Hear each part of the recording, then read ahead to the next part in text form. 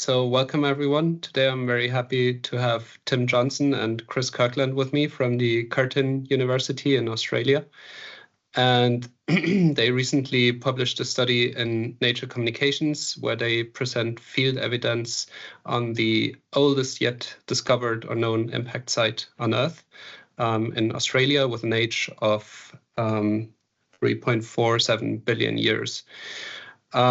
So before diving into the work you actually carried out, can you give us a little bit background information? What are the oldest known impact sites on Earth so far? And also, why is it so important to study them? So the oldest known impact structure we have today is also in Western Australia. It's a place called Yarrabubba, which is about halfway in between Perth and the Pilbara, where we've discovered our crater. And that Yarrabubba impact is 2.2 billion years old, so still pretty old, but much more than a billion years old, younger than our impact. And it's just incredibly puzzling why we don't find more ancient impacts.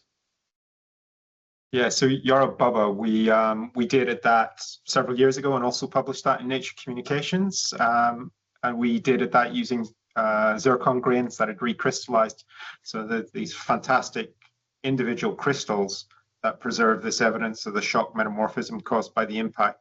But that impact, as Tim said, is a billion years younger than the impact we're now talking about, which is the 3.5 billion year old impact in the Pilbara Craton. And I think you mentioned in your study that it's so important to study these old impact sites because they can tell us something about subduction initiation on Earth. Is that right? Can you expand a little bit on this? So they're important for all sorts of reasons. Mainly that the most ancient rocks that we find on all the continents, not just Australia, but Africa, North America, wherever you like, are about the same age as our impact structure, 3.5, maybe 4 billion years old, and people don't really understand why and how they formed. And there's various arguments ranging from exactly the same processes that we see today, so subduction and the formation of continental arcs.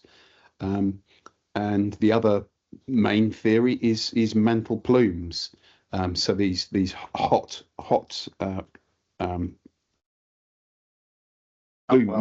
rising from the core mantle boundary and making their way to the surface and sort of blistering as they do so and forming a continent above them. But we know from looking at the moon that the Earth would have been pummeled by lots and lots of impacts about this time, and they must have had a fundamental effect, as they did on the moon and every other body that we know in their early history. And we're just trying to unpick what some of those things might be. I think another aspect is that, you asked why are impacts important? Well, they may be important for forming our cratonic nuclei, so the cores of continents. And then we start to think about why are continents important? Well, it's, this geochemical reservoir that we have that all, terrestrial life lives on, but it also set up a lot of the different mineral systems we currently use for materials. And also, we can even think about the implications for life within this as well, where we're starting to think about the warm water circulation cells interacting with a fractured landscape being the perfect ingredients for prebiotic chemistry.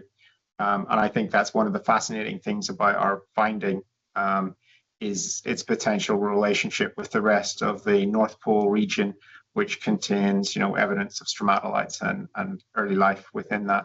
So I think what we're looking at is actually much bigger than just pointing out that there's definitely been a large ancient impact here. It fits within the whole narrative of how we understand ancient Earth and our old planet, and how it leads to the more complex planet that we're currently on through all these various geochemical pathways.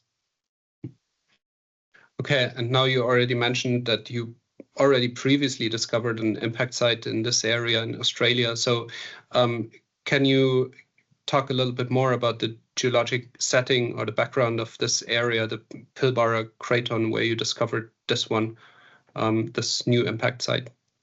Sure. So the impact site is right in the middle of the very oldest rocks in the Pilbara Craton, so up to 3.5 billion years old.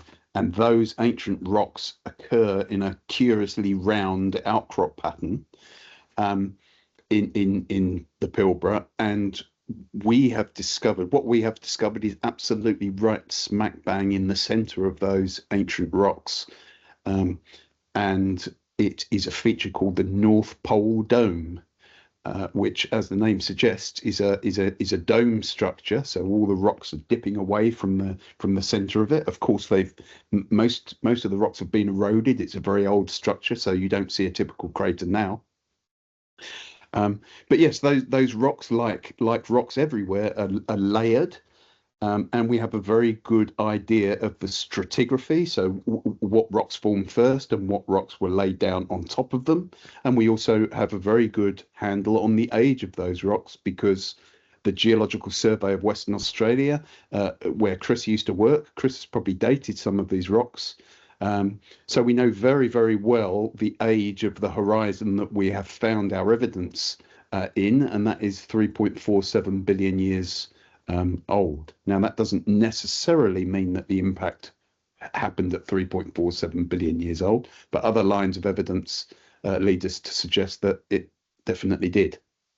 Well, one of the nice things about Western Australia is that it's very well geologically mapped because of the resources that it has. So the Geological Survey produces large regional maps, which are quite important because they really help us understand the structure of the region.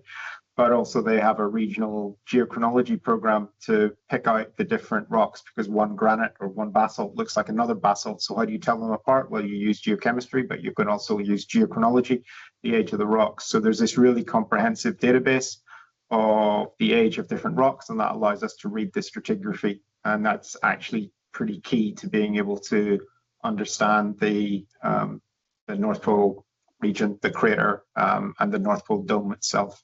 So I think one of the cornerstones of your study, or probably the cornerstone, are the Shattercones you discovered.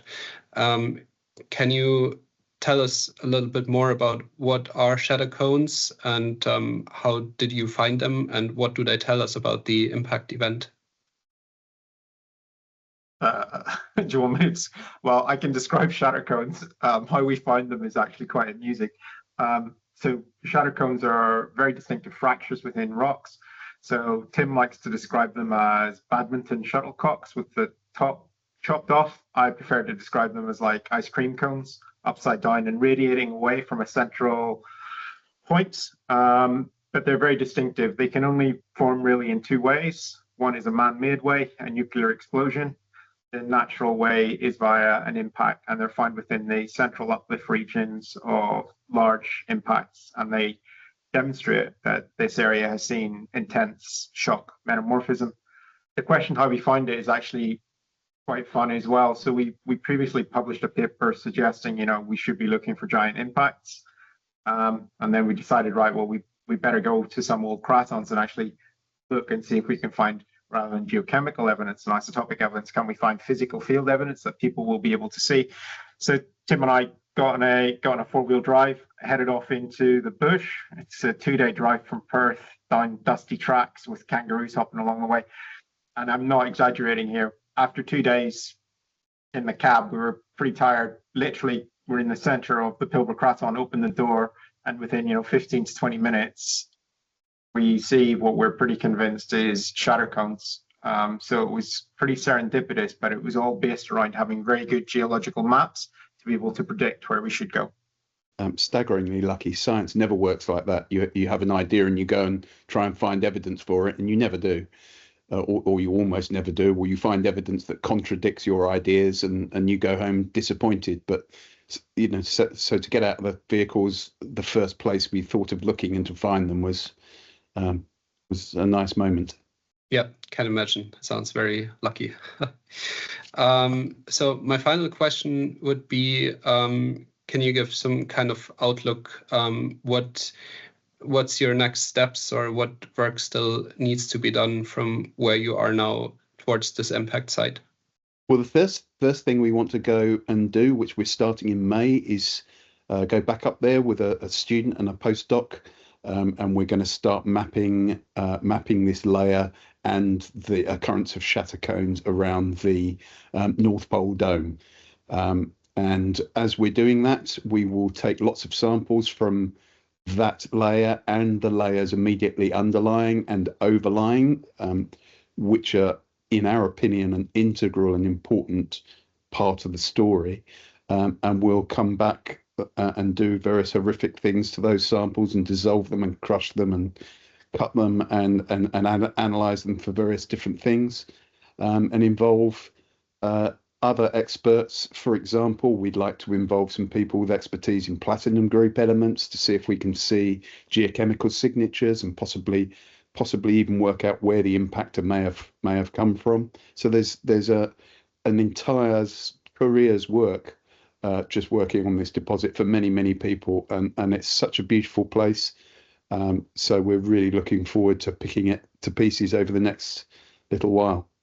And I guess just very briefly, what's the biggest take-home message or the biggest takeaway message from this discovery, now having an impact site that's about 1 billion years older than everything we've known before? Giant impacts were fundamental to geological processes in the early Earth, whether you like it or not. Am I supposed to say boom? I'm not sure I can top that, other than to say, like, traditionally geologists have strongly focused on internal processes on the planet, explaining lots of early Earth systems. I think recognizing that there's an important energy source from outside the planet is exciting, and really fits our understanding of Earth within a better framework of understanding the planets around us. I would say, go out and look at the moon at night. It tells you about impact cratering. We know Earth has seen a similar sort of, or even greater impact flux. Bringing that into our understanding of early Earth science, I think, is really important and exciting. Yeah, and we absolutely accept that these ideas are going to take a while to take hold, but we'd really just like to get to the point where the early Earth community is taking these ideas and just generally impacts seriously. For example, there's models on how you find intracratonic basins and kimberlites and things like this, and there's various complicated models, and none of them ever mentions impacts.